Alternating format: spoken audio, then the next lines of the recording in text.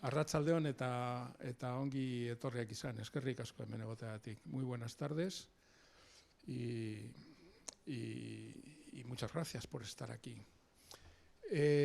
Bueno, hoy tengo el privilegio de presentar a J.M. Mulet, razón por la que debo agradecer al Círculo Escéptico, que es uno de los dos clubs privados a los que pertenezco, que me hayan permitido presentarlo, porque no. Todo el mundo sabe que eso es una gran mentira. Pero bueno, lo digo por si acaso no vaya a ser que alguien se lo crea. No. El otro es Naucas. Porque realmente, bueno, JM es un amigo de hace muchos años. Creo recordar que nos conocimos aquí hace del orden de 12 años, una cosa así, 13 años, yo por ahí andaba. Porque fue una de las primeras personas a las que yo invité para dar una conferencia aquí en Bilbao. Y desde entonces hemos coincidido en muchísimas ocasiones, nos hemos visto por ahí, yo he ido a Valencia a dar alguna conferencia, él ha venido aquí, en fin. Y es una de las personas en el mundo de la divulgación científica que yo más admiro, por dos razones. Una, porque se explica muy bien, que es algo muy de agradecer también en el mundo de la divulgación, y otra, porque es de las pocas personas a las que nunca le ha importado decir lo que piensa de las cosas. Estemos o no estemos de acuerdo con lo que él dice, yo agradezco que se diga con libertad lo que se piensa, y J.M. Mulet es un ejemplo de esto, ¿no? Y esa es la razón por la que, bueno, por eso y porque, bueno, pues somos amigos de hace mucho tiempo, me hace mucha ilusión presentarlo.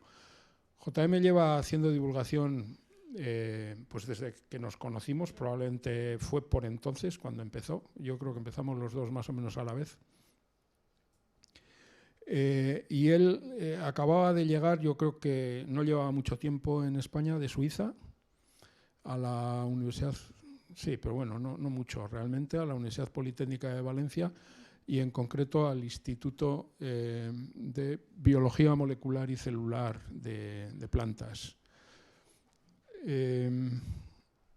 Bueno, en este momento, después de hacer una carrera científica productiva, porque a mí me alucina la capacidad de trabajo que tiene JM.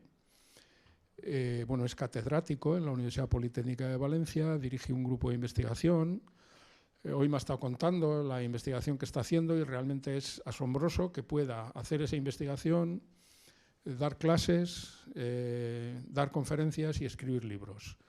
Lleva escritos unos cuantos libros, desde entonces yo creo que vienen a salir a razón de uno cada 2 años aproximadamente. El último que ha publicado, que es Comemos lo que somos, creo que es así, ¿no? El título. Yo lo he leído encantado de la vida, me ha encantado el libro. Hoy no va a hablar de eso, pero realmente es un libro que a mí me parece que merece la pena leer. Yo, ya digo, lo leí con muchísimo gusto.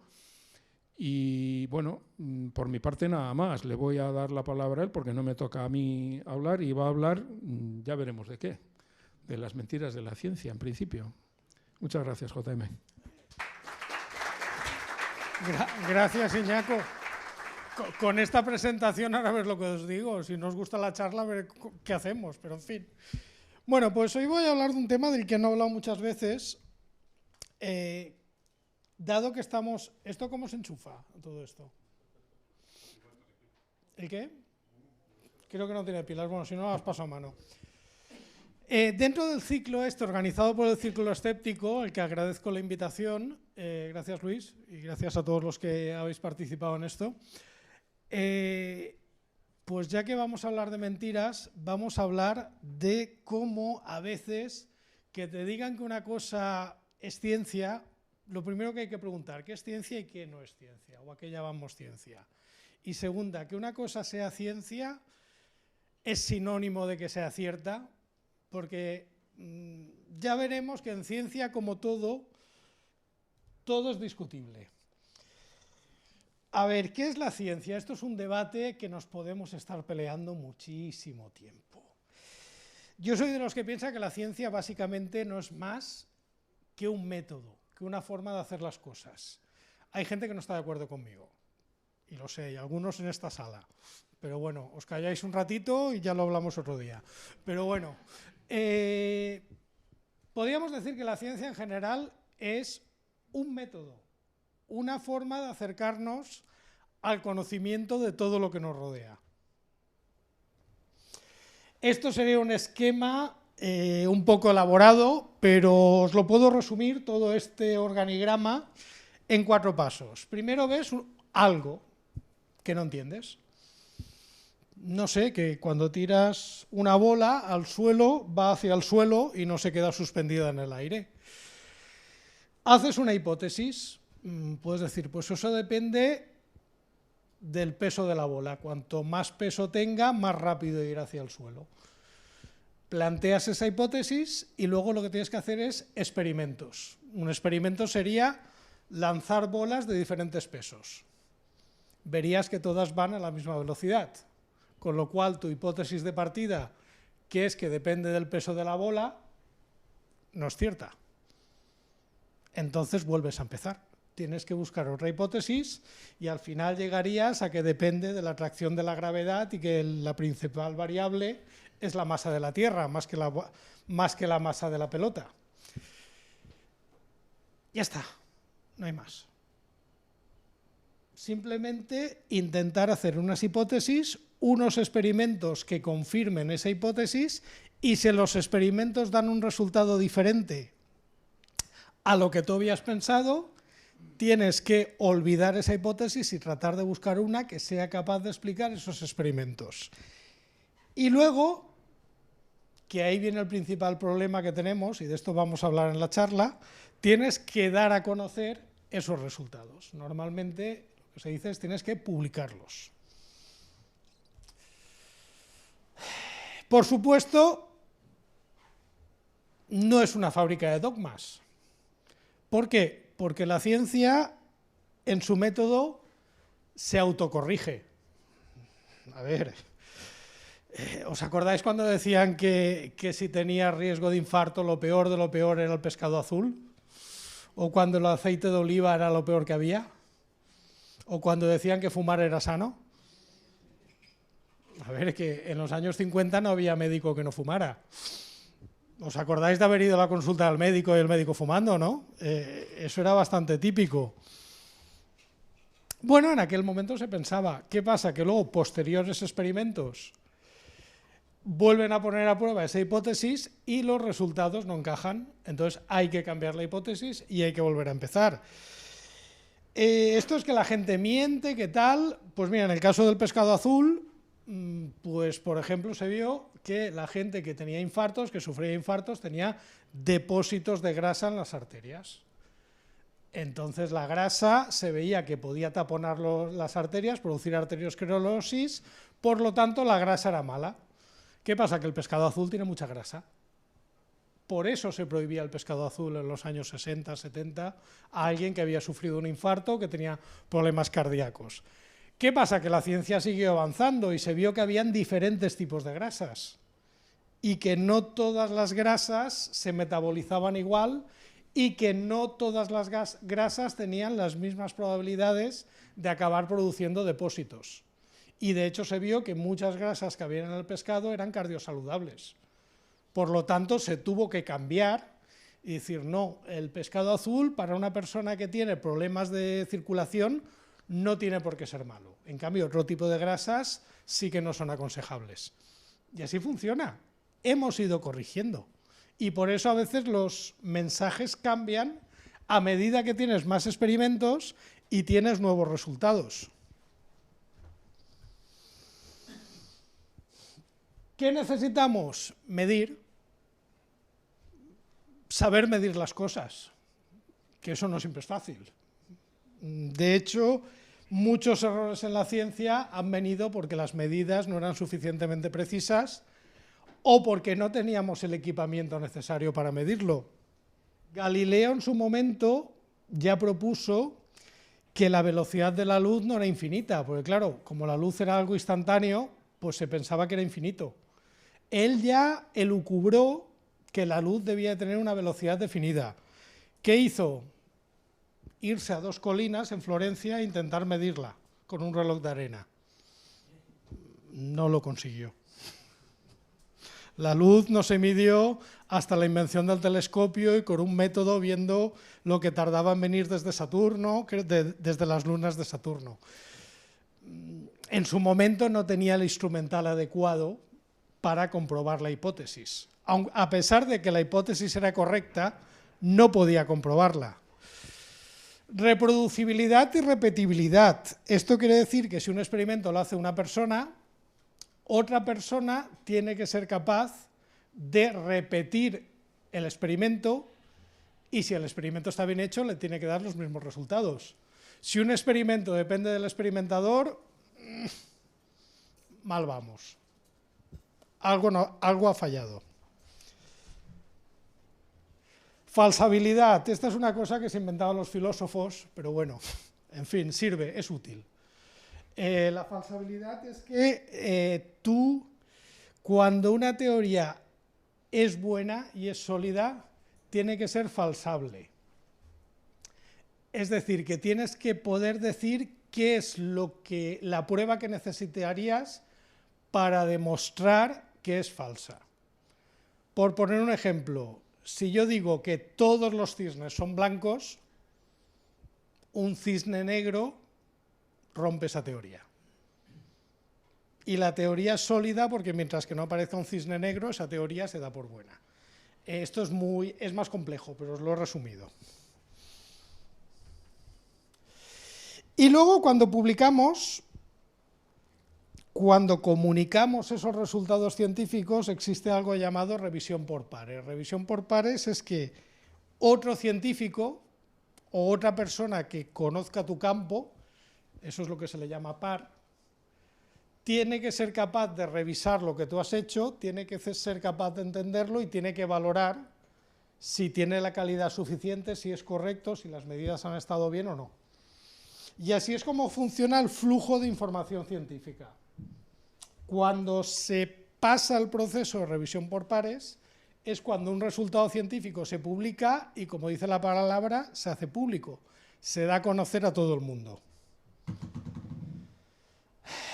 El origen. Se supone que el método científico es un descubrimiento tardío, se supone que es hijo de la razón. Esto viene de la obra de Francis Bacon, que fueron los filósofos racionalistas y empiristas. Se supone que Francis Bacon estaba tan obsesionado con la investigación que quiso probar si el hielo servía para conservar los alimentos, cogió un pollo, lo llenó de hielo un día que nevaba en Inglaterra, cogió una pulmonía y se murió. Esta historia parece falsa, por lo último que he leído parece que no es cierta del todo. Pero bueno, es una clase para ver la importancia que le daban a la experimentación. René Descartes, el filósofo racionalista por experiencia, el de la duda metódica, tienes que dudar de todo, el de pienso, luego existo, luego... Si leéis la obra de Descartes, tampoco era para tanto, ¿no? Porque él construye todo un sistema cartesiano y cuando ya parece que está llevando y al final dice, bueno, pero lo que lo explica todo es Dios. Pero en fin, llegó hasta donde llegó, estuvo bien, hizo aportaciones interesantes. De hecho, el diagrama cartesiano todavía lo aprendemos en clase de matemáticas. Y luego Hume, que era el filósofo racionalista, digamos, extremo, el que tú puedes decir que el sol ha salido hoy, pero no puedes asegurar si el sol saldrá mañana hasta que no lo veas. Digamos que era un empirismo extremo y el de solo fiarte de lo que puedas ver, medir, catalogar. Digamos que esos son como la base del pensamiento científico. ¿Por qué llega tarde? Esto es abrir otro melón y es discutir también. Tened en cuenta que toda la cultura occidental se basa en la cultura griega clásica. Cultura griega clásica, Sócrates, Platón, Aristóteles, y ellos eran del mundo de las ideas, del mundo del pensamiento. Que digamos que lo que existían, ya decía Platón en el mito de la caverna, que todo el mundo es es una ilusión, son reflejos de sombras en la pared de una caverna. Por lo tanto, ellos pensaban que el mundo real pues era ir pasando, que el mundo realmente bueno era el de las ideas, que ese solamente lo podíamos imaginar, intuir. Por lo tanto, no le daban importancia a la experimentación. Y de hecho, no son filósofos experimentalistas, son filósofos que observan y dicen, pero no experimentan. Entonces, claro, ese peso, hasta que no llegan los filósofos, digamos, racionales, que llevan la filosofía al mundo real, hasta que no nos bajan del mundo de las ideas, no empezamos a medir. Y es cuando, digamos, se supone que nace la ciencia como existe. Ojo con esto. O sea, que antes del método científico no teníamos ningún conocimiento científico. No. A ver, que inventamos cosas, que descubrimos cosas, que poco tiene que ver la sociedad en la Grecia clásica como en la actualidad, y que muchos descubrimientos se hicieron antes de los filósofos racionalistas. Por ejemplo, Eratóstenes, con 2 palos, descubrió que la Tierra era redonda y hizo una medida muy aproximada. ¿Por qué? Porque se dio cuenta que a la misma hora, en diferentes ciudades, la sombra de un palo era un poco diferente. Y simplemente con trigonometría, que esto los griegos, lo de los triángulos, lo dominaban mucho, no había Netflix, se entretenían haciendo triángulos, pues simplemente con unos sencillos cálculos y mirando la sombra de una columna, a mí me contaron que era un palo, pero bueno, mirando las sombras, hizo un cálculo muy aproximado de lo que medía la Tierra. Obviamente esto es una observación y una experimentación. Estaba utilizando el método científico, pero no se había enterado, nadie se lo dijo. Pero vamos, que es algo a lo que mucha gente había llegado. Y esto es un ejemplo de los muchos que podría poner. El sistema parece fácil. Actualmente, tú haces un descubrimiento, has hecho unos experimentos que confirman tu hipótesis y lo envías a publicar. Hay unos pares que lo revisan y si el experimento es bueno, se publica. Hay fallos, hay errores, hay mentiras dentro de la ciencia. Pues hombre, como en todo, sí, ¿para qué vamos a engañarnos?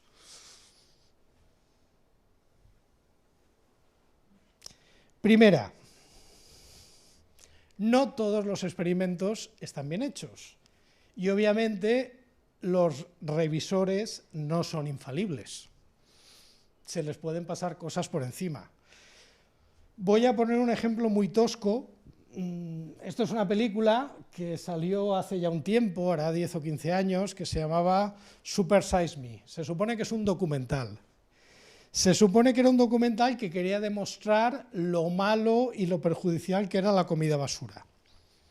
Entonces, lo que hizo el protagonista del documental fue, durante un periodo de tiempo, creo que fueron 3 meses, comer y cenar todos los días en una cadena de hamburgueserías. Y, mientras tanto, ir viendo cómo iba cambiando su cuerpo, ir haciéndose análisis de sangre, pesándose, etc. Conclusión, la comida basura era fatal, porque él había arruinado su salud. Eso, él dijo que había sido un estudio que demostraba lo pérfida que era la comida basura. No, eso es un documental para sacar dinero en taquilla o para intentar que te nominen algún premio de documentales. ¿Por qué? Porque hay unos criterios en experimentación. Se dice que en experimentación un experimento es tan bueno como buenos son los controles. ¿Qué control tiene ese experimento? Ninguno. ¿Qué control habría que poner? Pues una persona, si fuera un hermano gemelo sería ideal, pero eso es complicado de conseguir. Pero si tuviera un hermano gemelo, por eso los gemelos se utilizan tanto en investigación, porque son un método, son muy buenos como control para ver si hay algún efecto que no tiene que ver con la genética. Tendrías que haber tenido una persona que durante ese tiempo, para empezar, 3 o 4 personas diferentes que comieran lo mismo. ¿Por qué? Porque así verías si es reproducible. Con una persona, un resultado no es un resultado, se dice. Necesitas repetirlo para que tenerlo claro. Y segunda, necesitarías otro grupo de personas que tuvieran una dieta normal y compararlos. Porque imagina, por ejemplo, que esto se hace antes de vacaciones cuando la gente está en la operación bikini. Pues la gente que tenga la dieta normal, pues igual está intentando perder peso, mientras que estos que van todo el día a la hamburguesería, digamos que hay muchas variables. Esto, que es un ejemplo muy burdo, porque es un documental, a veces vemos en la prensa estudios del tipo, no sé qué medicamento se ha demostrado que es malo o no sé qué producto es tóxico. Y tú dices, a ver, ¿con cuánta gente han hecho el experimento? Y te dicen, no, es una observación de una persona, o es un caso. Eso es lo que se dice en medicina, case reports, que eso son indicaciones, pero no se saca un conocimiento general de eso.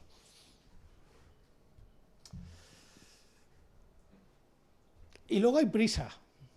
¿Por qué? Porque si tienes un descubrimiento espectacular, vas a atraer mucha atención, vas a atraer mucha financiación, y si eres una agencia como la NASA, por poner un ejemplo, porque es que a la NASA ya le ha pasado muchas veces, pues ¿qué pasa? Que si te amenazan con recortarte el presupuesto y haces un descubrimiento que publicas en una revista científica muy buena, a ver quién se atreve a recortarte el presupuesto. Por ejemplo, en el año 96, la NASA publicó en la revista Science, que es una de las revistas más prestigiosas, que había descubierto microfósiles en Marte. ¿Os acordáis? Se supone que eso es una publicación científica muy prestigiosa, muy tal. Pequeño detalle, esos fósiles tenían un tamaño mucho más pequeño que la más pequeña de las bacterias. El simple hecho del tamaño ya indicaba que algo raro pasaba ahí. Obviamente, ahí había un interés. Primera, las revistas científicas de muy alto impacto también se pelean entre ellas por tener el descubrimiento más espectacular. ¿Por qué? Porque también tienen marketing, también tienen publicidad, también tienen prestigio, entonces cuando es un descubrimiento muy, muy nuevo, lo quieren. Y segunda, a la NASA le interesaba ese descubrimiento, ¿por qué? Porque iban a recortar el presupuesto. Y hombre, una rueda de prensa con Clinton, ¿os acordáis que fue Clinton el que estuvo en la rueda de prensa? Venía muy bien. Por supuesto, esto no era verdad. Era un resultado científico muy malo. ¿Qué pasa? Pues cuando haces la rueda de prensa para decir el descubrimiento tiene atención mundial, cuando en el 2020, o sea, más de 20 años después, se demuestra que no había ninguna evidencia y que no hemos encontrado ningún tipo de rastro de microfósil en Marte, pues eso, ¿os enterasteis cuando se anunció esto en el 2020? Bueno, en el 2020 estamos preocupados por otra cosa, pero bueno. Pues ya no. Luego tenemos el peligro del actual sistema científico, el peligro para los científicos. El peligro para los científicos es que estamos en un sistema que se llama publish or perish. Lo digo en inglés porque es como se llama, que se traduciría por publica o peligra. Durante gran parte de tu carrera científica vas encadenando contratos temporales y el siguiente contrato depende de tu productividad. Y actualmente la productividad se mide básicamente en publicaciones. ¿Eso qué pasa? Que tienes mucha prisa por publicar, porque si no publicas, tu carrera se acaba. O si no publicas, te puede fallar el próximo contrato. Ergo, tu carrera se acaba. Y esto hace que haya prisa, ansias por publicar.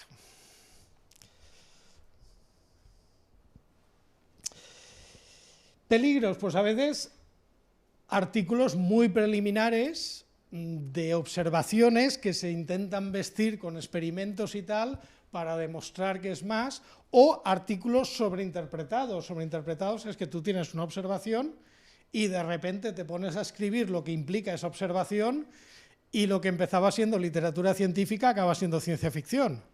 Pero hay gente que lo hace muy bien, que parece que sea ciencia, pero hombre, digamos que estás dando más interpretaciones de las que se pueden sacar. Y esto en literatura científica últimamente abunda bastante. O hay que decir que normalmente, sobre todo cuando son descubrimientos muy, muy espectaculares, y esto es un problema que tienen las revistas principales tienen comités de edición que valoran qué experimentos publicar y qué experimentos no. Y valoran qué es lo que va a tener mucha repercusión mediática. Entonces, pues cuando alguien es el primero que descubre algo, por ejemplo, lo de los fósiles en Marte, entre Nature y Science se pelean, porque quieren ser ellos los que lo publiquen. Claro, esto hace que a veces tanta prisa baja el control. Tanta prisa hace que algún control que debía ser estricto se vuelva un poco más laxo. Y de hecho es bastante frecuente que el primer artículo que describe algo muy nuevo y que se publica en las revistas top no sea tan bueno o que tenga algún que otro fallo, mientras que el que llega segundo o tercero, que ya ha tenido tiempo de reposar y no tiene prisa, suele ser el artículo más completo y el que mejor define el descubrimiento. Entonces, muchas veces aquí en ciencia, el buen artículo nunca es el primero, es el segundo o el tercero. Este señor, que no es conocido, ¿alguien lo conoce? Garfield se llama, Edward Garfield. Este es el principal culpable del sistema científico en la actualidad. Y pues él tenía una buena intención, pero esta es la típica figura que la historia dirá si ha sido bueno o malo. Y os explico por qué.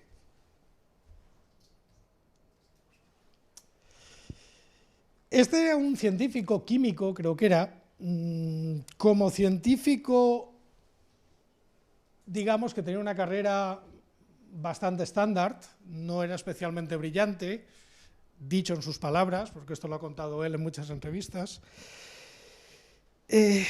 Durante mucho tiempo la literatura científica no estaba estandarizada.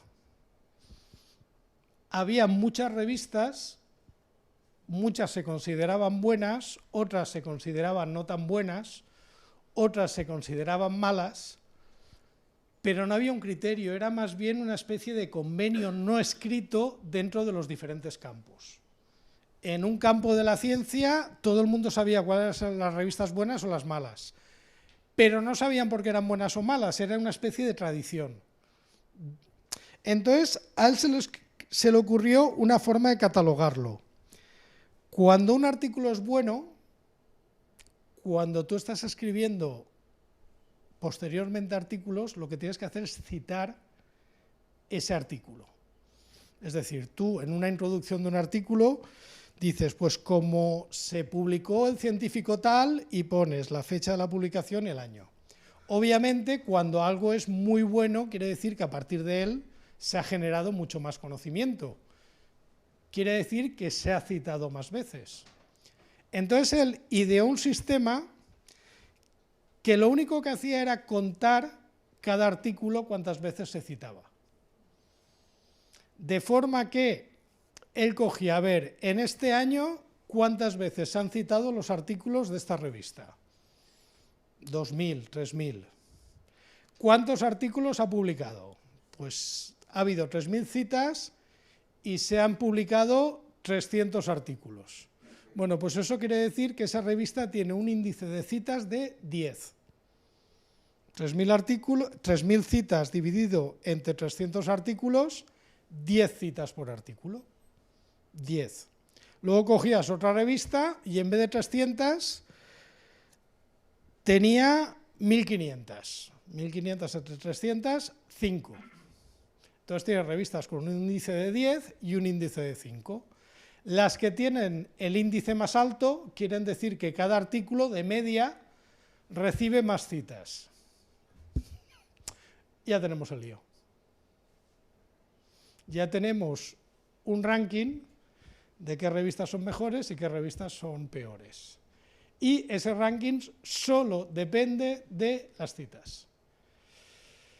Ay, el diablo está en los detalles. El problema es que ahora mismo el objetivo es la métrica. Ahora mismo ya no tienes que hacer buena ciencia o mala ciencia. tienes que publicar en revistas, cuanto más alto mejor. Y el problema es que eso no sirve solamente para las revistas, sirve también para las personas. ¿Cuántos artículos has publicado? ¿Cuántas citas han recibido tus artículos en los que tú has firmado? Hubo un señor, además, que se llamaba Roberto Hirsch, bueno, no me acuerdo, era argentino, que se le ocurrió utilizar esta métrica para las personas y descubrió una cosa que se llamaba el índice H. El índice H es un número de un autor, es decir, cualquier científico que haya publicado, que te dice cuántos artículos tienes, un número de artículos n, que hayan recibido más de n citas. Para explicarlo, si tú tienes un artículo y ha sido citado una vez, tienes un índice H de 1. Si tienes dos artículos y cada uno ha recibido una cita, tu índice H sigue siendo 1. Pero si tienes dos artículos y los dos tienen dos citas, tu índice H es 2. Es decir, es un índice acumulativo. ¿Sabéis cuál es el problema? Claro, cualquier científico que esté pidiendo proyectos tiene el índice H aquí en la frente. Porque básicamente es lo que se mira, lo primero que se mira, el índice H. Se ha convertido en un esquema de clasificación. Y te lo preguntan básicamente, si no te lo preguntan da igual, lo miran.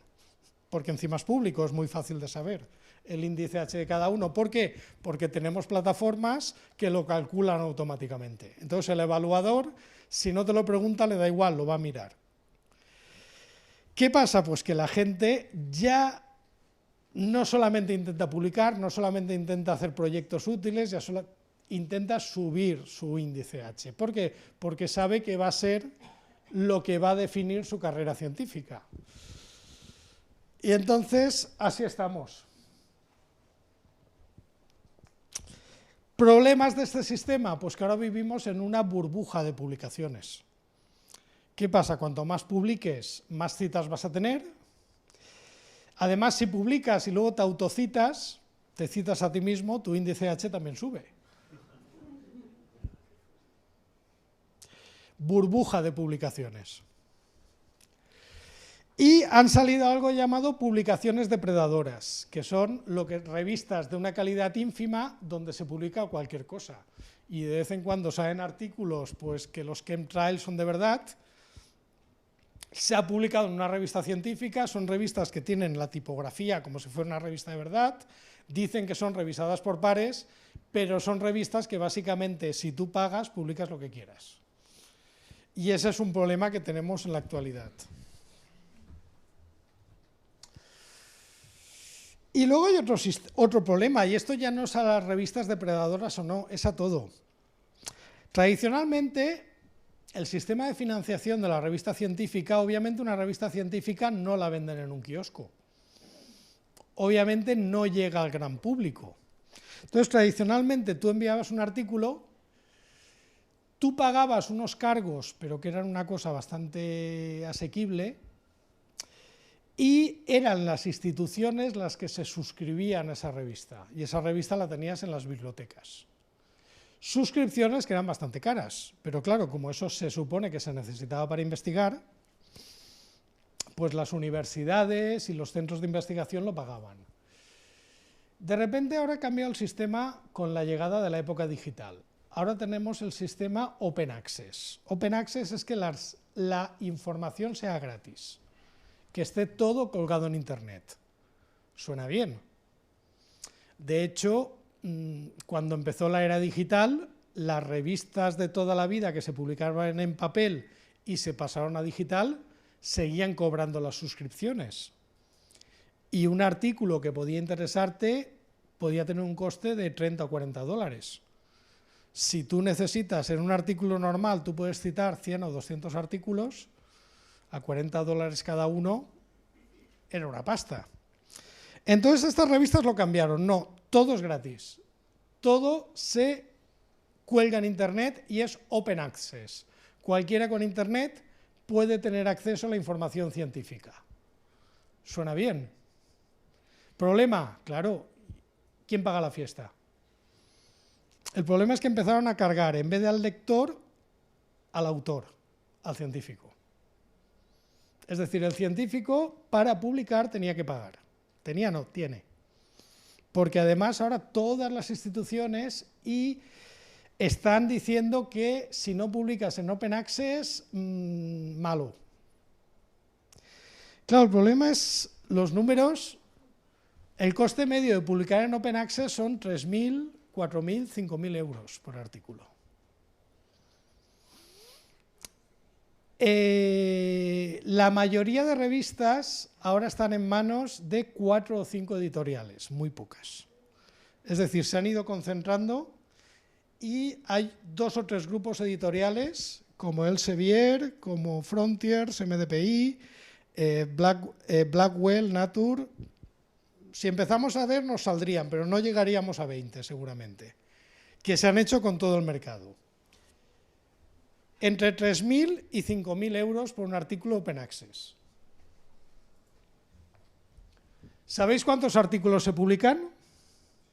Pues mira, una revista del grupo Nature publica 22.000 artículos al año. Multiplicar por 4.000 euros. El negocio que supone eso. Y estamos hablando de una revista. Tiene muchas revistas cada editorial. Es decir, Plus One, que es otra revista, publica 16.500 artículos al año. Cada artículo tiene que pagar el autor 3.000 euros. ¿De dónde lo saca el autor? Obviamente no lo saca del bolsillo, lo saca de proyectos de investigación. ¿De dónde salen esos proyectos de investigación? De dinero público normalmente. O sea que resulta que gran parte de los fondos de investigación están yendo a manos de 3, 4 o 5 editoriales. Lo más divertido, los autores pagan. Los revisores no cobran. Lo hacen gratis. Es decir, la gente que revisa un artículo se supone que forma parte de la labor del científico y no cobra. Directamente lee, hace el informe y ya. Los editores, que es la gente que, digamos, recibe el artículo, ve si vale la pena y lo envía a los revisores, que es también gente del gremio, tampoco cobran.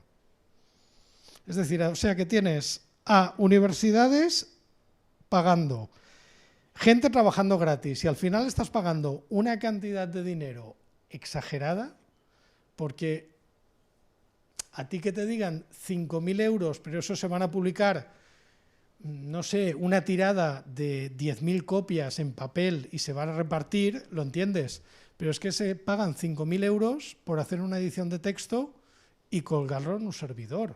Dices, hombre, tan caro no creo yo que sea colgar un PDF en un servidor. Y ese es otro de los problemas que tiene el sistema científico actual. Pero todo el mundo quiere publicar. ¿Por qué? Porque si no publicas, si no entras en ese sistema, no eres un científico, no tienes una carrera y no te van a dar proyectos o no te vas a poder acreditar para ser profesor titular o para ser catedrático. Más ejemplos de esta ciencia rápida y mala que estamos sufriendo últimamente. Insisto, hay artículos muy buenos. Lo que os estoy poniendo aquí son los fallos del sistema. ¿Os acordáis? En el año 2012, la revista Science publica que habían descubierto una bacteria que vivía en arsénico. El fósforo es un elemento esencial para la vida, todos necesitamos fósforo, ya lo decían los anuncios de Petit Suisse, si os acordáis. El arsénico es un veneno, y es un veneno porque compite por el fósforo, nos elimina el fósforo y nos morimos. Curiosamente habían descubierto una bacteria que vivía sin fósforo porque era capaz de utilizar el arsénico en su ADN. Eso se publicó en Science. Y era muy importante, curiosamente, ¿quién lo publicó? La NASA. Otra vez. Normalmente, siempre que le amenazan con quitar fondos, publica un artículo en Science. Es matemático. ¿Qué pasaba con esto? pues otra vez había una amenaza de recortar fondos y otra vez necesitaban algo espectacular en Science. Esa bacteria realmente podía vivir en arsénico, esa bacteria no necesitaba fosfato. La respuesta es no. Esto sí que fue más que error, digamos que fue un error bastante forzado. Necesitaban ocupar titulares de prensa, necesitaban volver a reivindicarse, pero eran unos experimentos. Yo me acuerdo cuando leí el artículo, es decir, en el artículo en ninguna parte se decía que realmente esa bacteria tuviera arsénico en su ADN. A pesar que lo decían en la conclusión, no lo enseñaban en ningún experimento. Hay que tener en cuenta que no solamente hay fraudes, hay errores. El propio científico o científica puede sesgarse. Y tenemos muchos ejemplos de cuando tú te enamoras de tu hipótesis, cuando estás convencido que tu hipótesis es maravillosa, que nos pasa a muchos, porque a ver, que es una idea tuya y a quien no le gustan sus ideas. La he hecho yo, no me voy a convencer. Pues ese es un problema. ¿Por qué? Porque a veces te falta el sentido crítico para darte cuenta que tu idea era mala o que tu idea no explica. Y hay muchos artículos que no podemos hablar de fraudes, podemos hablar de errores. Incluso podemos hablar de experimentos bien hechos, pero mal interpretados, o que la interpretación se ha forzado.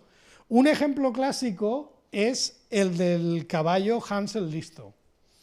Caballo Hansel listo fue un animal que fue muy famoso en Alemania a principios del siglo XX porque era capaz de hacer operaciones matemáticas.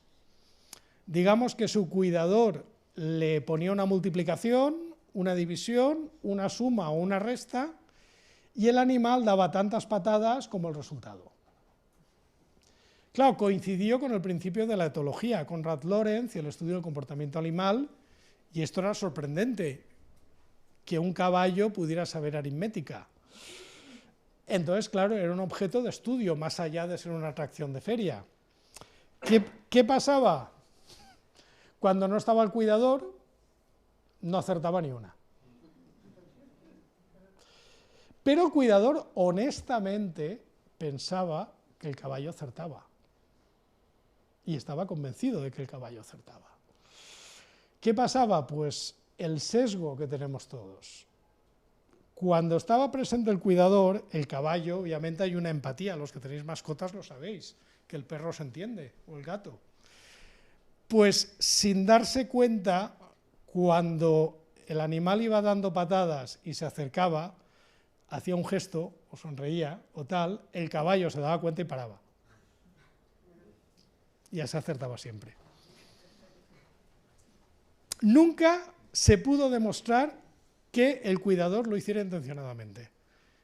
El cuidador realmente pensaba que su caballo era inteligente, pero no se daba cuenta que eran sus propias ganas de que el caballo acertara, sin darse cuenta lo que el caballo detectaba. Y esto en experimentación animal, una vez escribí un artículo para El País sobre... Claro, a veces tendemos a pensar que los animales son personas y tienen un sistema de pensamiento diferente y unas necesidades diferentes. Hay muchas cosas que se han escrito en libros de etología que no son ciertas. Es decir, la gente que dice que habla con monos, con idiomas de signos, un experto en lenguaje te lo desmonta enseguida y te dice que no estás hablando, te dice que el animal está jugando, pero que no es consciente de que se está comunicando contigo.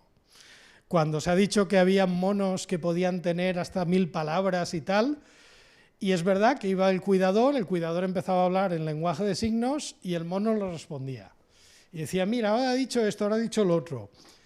Entonces, claro, cuando venía un lingüista decía, o sea, ¿el mono es consciente de que tiene un lenguaje? ¿Intenta enseñárselo a otros monos? ¿El mono se dirige a ti en su lenguaje, en ese lenguaje, o solamente te contesta cuando tú le preguntas y empiezas a jugar con él? Pero claro, tú piensas que le has enseñado un lenguaje y estás muy orgulloso porque te comunicas con un mono con lenguaje de signos. pero realmente el mono está jugando y se lo está pasando bomba, pero él no es consciente de que está transmitiendo información. Él está haciendo algo que le has enseñado a hacer. Y ya está. Pero bueno. Luego, en psicología también existe el efecto Hawthorne. El efecto Hawthorne es muy divertido. Esto ha sesgado muchos experimentos, sobre todo de psicología social, que viene a ser pues que el ojo del amo engorda al marrano. Básicamente, esto fue porque se hizo un estudio de cómo funcionaba la productividad en una empresa. Entonces, los psicólogos querían estudiar qué era lo que hacía que los trabajadores funcionaran, trabajaran, producieran más o menos. Cambiaron la luz, pusieron música, quitaron música, cambiaron los turnos, tal. Al final, ¿sabéis qué era lo que mejor funcionaba para aumentar la productividad? Que estuvieran los psicólogos mirando. Era lo mejor. Es decir, el propio experimentador era el que alteraba. Cuando estaban los psicólogos presentes, todo el mundo trabajaba de maravilla. Cuando no estaban mirando, ya la cosa funcionaba un poco peor. Problema, pues que cuando tienes que publicar, pues a veces vas demasiado a prisa. Y a veces ya no te equivocas, ya no te sesgas, ya mientes. Ya intentas colar cosas que no son verdad. Eso es cuando se demuestra que has mentido intencionadamente, que has falsificado una figura, entonces el artículo se retira. Retiradas de artículos ha habido toda la vida, sobre todo en revistas buenas. En las revistas menos buenas los artículos le interesan a menos gente, se supone, no se retiran, pero no se los cree nadie. El número de artículos retirados o retractados ha pasado de antes del año 2000 había unas 100 y en el 2014 había unas 1000. No quiere decir que cada vez se hagan más trampas, lo que quiere decir es que cada vez se publica más. ¿Por qué? Porque hay una burbuja de publicaciones, se publica muchísimo. De hecho, cada vez es más difícil hacer fraudes. ¿Por qué? Porque antes se podían hacer fraudes directamente recortando las bandas, pintándolas con rotulador, pero ahora cualquier revista tiene un sistema de revisión de plagios y tiene un sistema de análisis de imagen. Cada vez es más difícil falsificar una figura o cada vez es más difícil plagiar, porque ahora hay software muy bueno para detectar plagios. De hecho, tenemos un problema con el software de plagios de que es demasiado bueno. Todas las revistas tienen una parte de metodología. Tú un mismo método lo puedes utilizar en diferentes artículos y es legítimo. Claro, ¿qué pasa? Que cuando tú lo describes te dice plagio y tú dices, claro, es que es el mismo método. Y el lío es que tienes que contar lo mismo cada vez que lo publicas de forma diferente para que no te salte el detector de plagios. Pero bueno, es un fallo del sistema.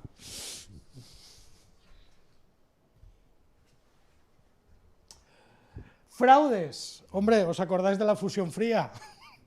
En el año 89.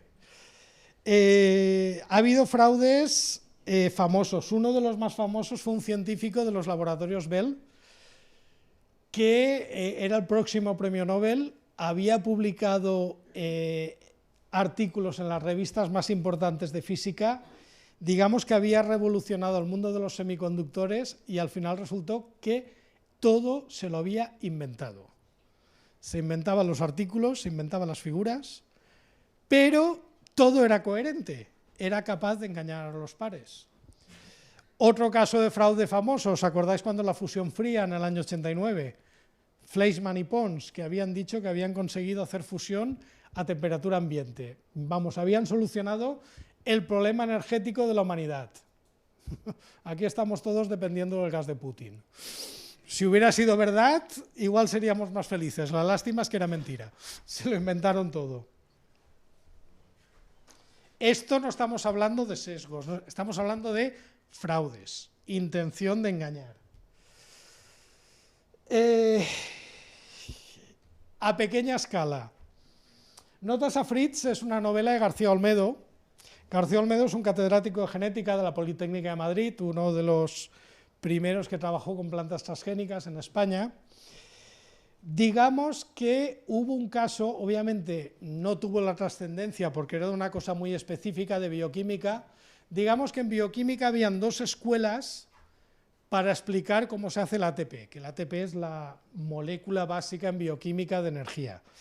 Entonces, digamos, habían dos escuelas y de repente una de las escuelas demostró que estaba en lo cierto porque había hecho unos experimentos súper concluyentes y espectaculares. Curiosamente, eso le tocó a García Olmedo haciendo una estancia en Estados Unidos y era en un laboratorio donde estaba él. Ya estaba claro, se había demostrado una cosa que llevaban 20 años tratando de demostrar. El problema es que solamente salían esos experimentos a una persona.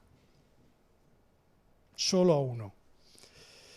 Al final se vio que esa persona estaba haciendo trampa, estaba falsificando los experimentos, y en Notas a Fritz es una novela donde cuenta ese caso, que ha sido uno de los mayores fraudes en bioquímica, que tuvo muchísima trascendencia. Aquí, de hecho, hubo gente que intentó hacer la tesis doctoral para probar esa hipótesis y acabó en nada.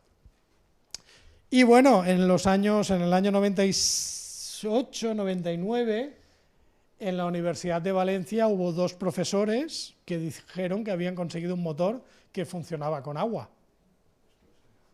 Curiosamente, sale de vez en cuando. En época de Franco también había habido uno, en los años 70, que había dicho que tenía un motor de agua. Sabéis el precio al que va la gasolina, ¿no? Es obvio que no hay motores de agua.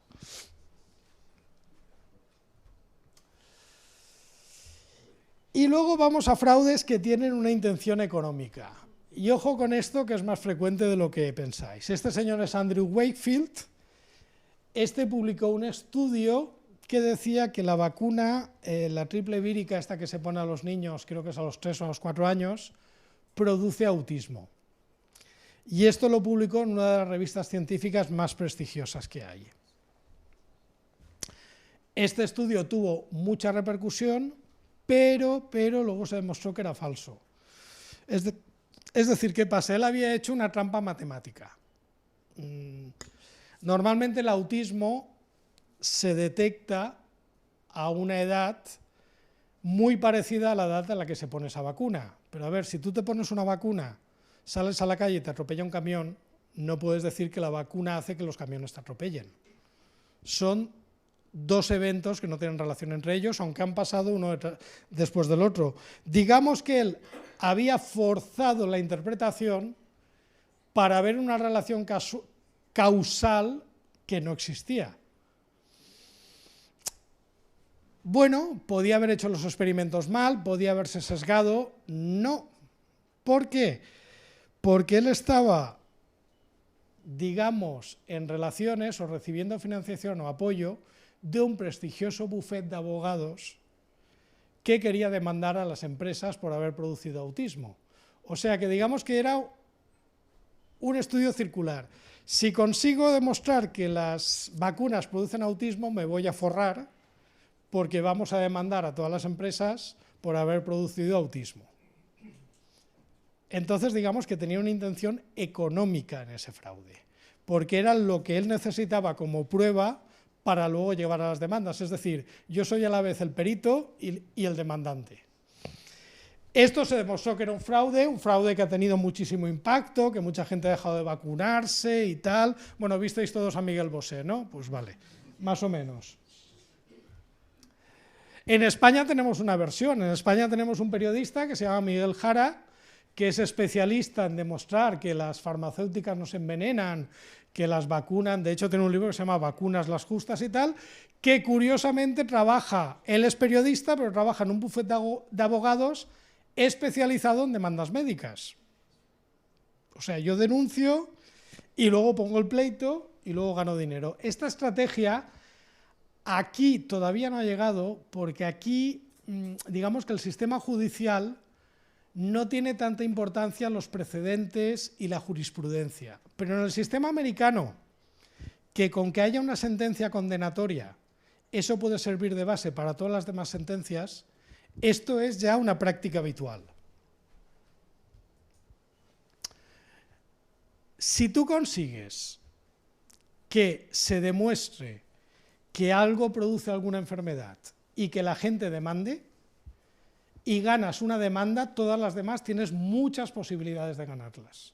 ¿Por qué? Porque el sistema americano le da mucha importancia a la jurisprudencia y a los precedentes. Bueno, ahora mismo en Estados Unidos hay 50.000 organizaciones de consumidores, grupos de científicos concienciados, intentando demostrar que todo produce cáncer. Da igual que sean plásticos, herbicidas, insecticidas, aditivos alimentarios. ¿Por qué? Porque en el momento en que consigan ganar una demanda, saben que todo el mundo va a demandar en bloque y se van a hacer millonarios. Lo sé porque la gente que trabaja en la industria alimentaria necesitan unos bufetes de abogados para estar continuamente litigando porque saben que siempre están, y esto fue el caso del glifosato. El glifosato hubo una demanda que se ganó relacionándolo con el linfoma no Hodgkin, y automáticamente en el momento viene toda la avalancha de demandas. ¿Habían estudios serios que demostraran esta relación? No. Lo que había era la sentencia de un juez, nada más. De hecho, ha habido casos que se han intentado. Bueno, aquí a veces también pasa que estudios científicos buenos dan lugar a titulares muy malos. Esto es un titular de prensa real. Los tickets de compra son cancerígenos. Estáis todos preocupados, ¿no? Cuando vais a comprar, esto lo publicó un catedrático español, de la Universidad de Granada. Cuando vais a comprar un ticket, supongo que hacéis así, así, así. A ver, realmente lo que estaban viendo es que un componente de los tickets de compra in vitro tenía cierto problema de toxicidad. Nadie ha cogido un cáncer por un ticket de compra. Entre otras cosas porque si fuera verdad, pues la gente que trabaja en la caja de un supermercado sería población de riesgo. Y hubiéramos visto que la gente que trabaja en la caja del supermercado tiene más posibilidades de tener cáncer. ¿Tienen más posibilidades de cáncer? No. No hay ningún estudio que diga eso. Pero ¿qué pasa? Que si tú sacas un estudio muy concreto que has visto con un producto muy concreto y le pones ese titular apocalíptico, primero consigues más atención y seguramente más financiación. Y de hecho esto es una táctica que hay algunos científicos que utilizan de forma bastante, digamos, deshonesta. Aquí tenéis otro ejemplo. Hubo un científico que demostró que comiendo, que si ponías a las ratas a comer maíz transgénico, desarrollaban tumores. Y hombre, la fotografía es muy fea y nos asusta. Problema. Ese científico ya había publicado algunos artículos y la conclusión siempre era lo mismo: los transgénicos producían cáncer. Segunda, esta línea de ratas es una línea de ratas que se utiliza específicamente en investigación en cáncer y es propensa a tener tumores, de hecho por eso se utilizan. Tercera, esta figura incumple toda la normativa de experimentación animal y de ética en experimentación animal. ¿Por qué? Cuando tú estás investigando en cáncer, se utilizan, tenemos, digamos, líneas de ratas específicas que por temas genéticos que se han seleccionado así, tienen mucha probabilidad de tener cáncer. Entonces tú lo que haces es, cuando empieza a aparecer el tumor, lo cuentas y sacrificas al pobre animal para evitar sufrimiento innecesario. Y luego presentan los resultados en forma de gráfico de barras. Eso es lo que aparece en todas las revistas que investigan de forma seria en el cáncer. Cuando alguien publica una foto así, ya estás viendo que lo que quiere es producir impacto. Está buscando la parte emocional. ¿Por qué? Porque si veis cualquier revista de cáncer, aunque hayan experimentado con animales, no te ponen estas fotos. Te ponen números, te ponen barras. Y al animal, al pobre animal, le evitan sufrimiento innecesario. Pero curiosamente, ¿qué pasó? Que el artículo se publicó, esta foto salió en todos los telediarios, y poco tiempo después el artículo se retiró porque tenía errores de bulto en las estadísticas. Aquí sí que había una falsificación. Curiosamente, poco tiempo después, el mismo científico publicó esto que era en una revista de medicina alternativa y complementaria que gracias a sus investigaciones había descubierto un medicamento homeopático que curaba la intoxicación por glifosato. O sea, que estaba vendiendo por una parte diciendo que ese producto producía cáncer y por otra parte te vendía la cura con homeopatía. Había cerrado el círculo. Es decir, te daba el problema y te daba la solución en el mismo paquete. Un crack. Bueno, aquí tenemos ejemplos más divertidos. Sabéis que ahora, como los grupos ecologistas ya no hablan de los transgénicos porque ya no saben qué decir, ahora hablan de la ganadería. Sabéis que la ganadería es de las actividades que sirve para frenar uno de los problemas que tenemos en España, que es la despoblación del mundo rural. Es de las pocas actividades que sirve, económica, rentable, que sirve para fijar población en el medio rural. ¿Qué pasa? Que curiosamente ahora hay una campaña muy fuerte en contra de la ganadería. Pues curiosamente el Ministerio de Transición Ecológica encarga un artículo, un informe científico, entre comillas, a Ecologistas en Acción, y qué casualidad, da el resultado que dice Ecologistas en Acción: la ganadería no sirve para fijar población en el entorno rural. ¿Pero dónde lo han publicado? ¿En una revista científica? No, en la web del Ministerio. No sea cosa que lo revise alguien y diga que esto no tiene sentido. Qué casualidad que siempre da el resultado que tenías previsto antes de empezar el estudio. Esto pasa en muchos campos. En muchos campos, otro de los grandes fraudes es que la gente tiene el resultado antes de hacer el estudio. Es decir, cuando tienes un sesgo ideológico, por ejemplo, la gente que hace arqueología bíblica. Siempre que encuentran algo, o era del rey David o era de Salomón. Por ejemplo, la gente que está trabajando, los que son del diseño inteligente, es decir, los que piensan que la evolución darwiniana no existe. Siempre encuentran algo que demuestra lo que ellos pensaban antes de empezar a hacer el experimento. Y esto es uno de los sesgos más conocidos. Y nada, esto era lo que quería contaros hoy. Y estos son los dos últimos libros que no tienen nada que ver con lo que os he contado hoy. Gracias.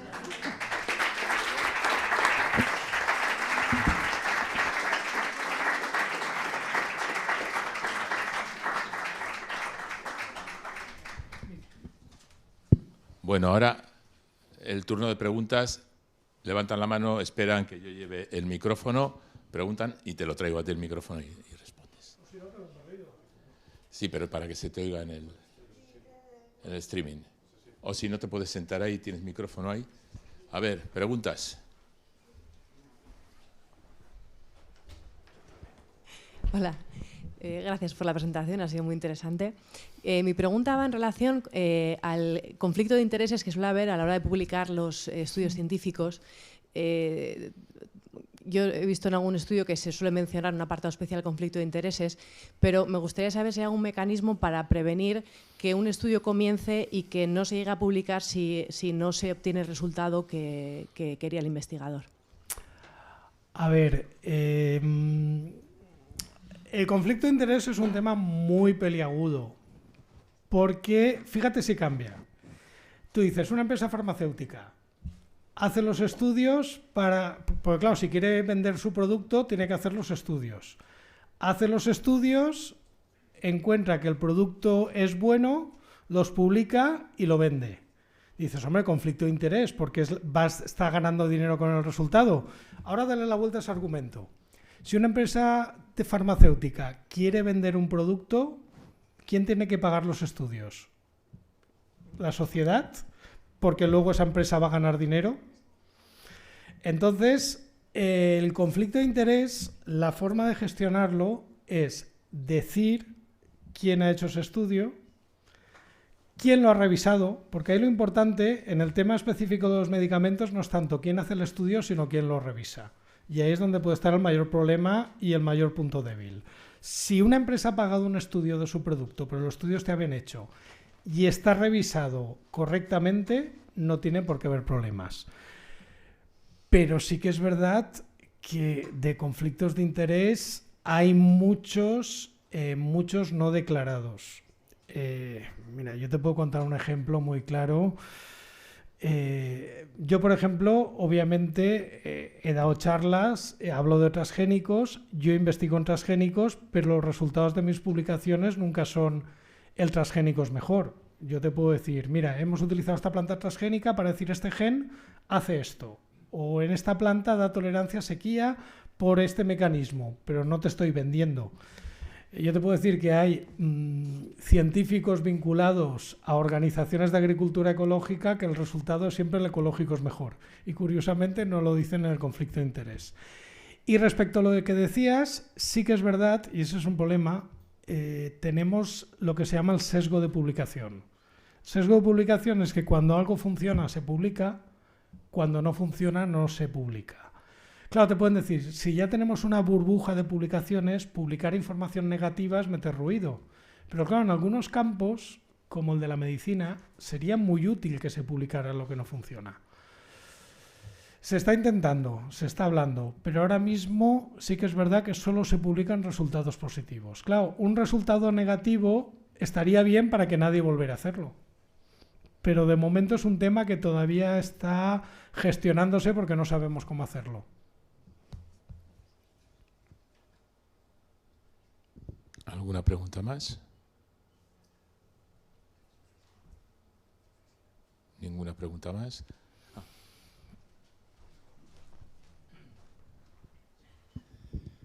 Supongamos que tenemos unos casos que tienes en España de fraude deliberado, o sea, que se ve que claro, supongo que a veces es difícil demostrar si el hombre está mintiendo adrede o si es que él se ha alucinado con sus teorías y se ha autoconvencido de que tiene toda la razón.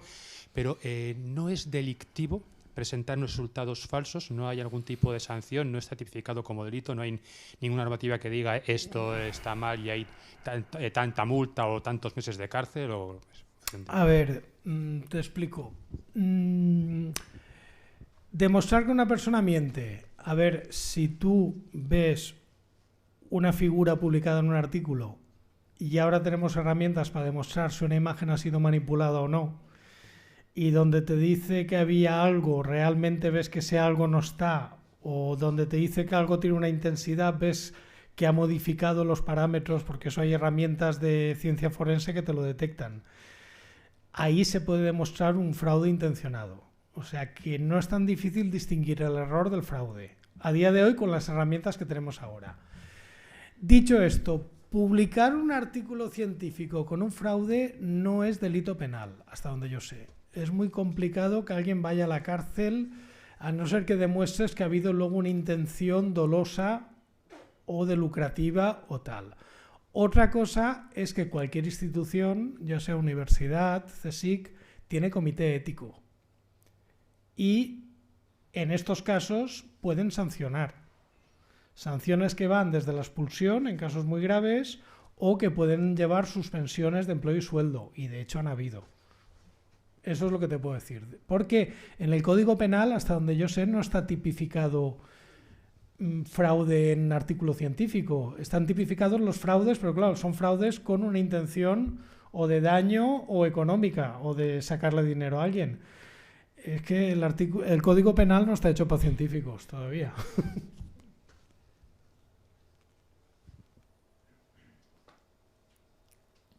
Bueno, pues si no hay ninguna pregunta más, las gracias a JM, las gracias a todos ustedes. Con esta charla termina el ciclo Mentiras, en el que hemos tenido a Elena Matute, a Teresa Mendiguren, a Iker Merchan y a JM Mulet. Esperamos que el año que viene se nos ocurra otro ciclo para poder estar aquí o en otra sala más grande. Y muchas gracias, JM. A vosotros.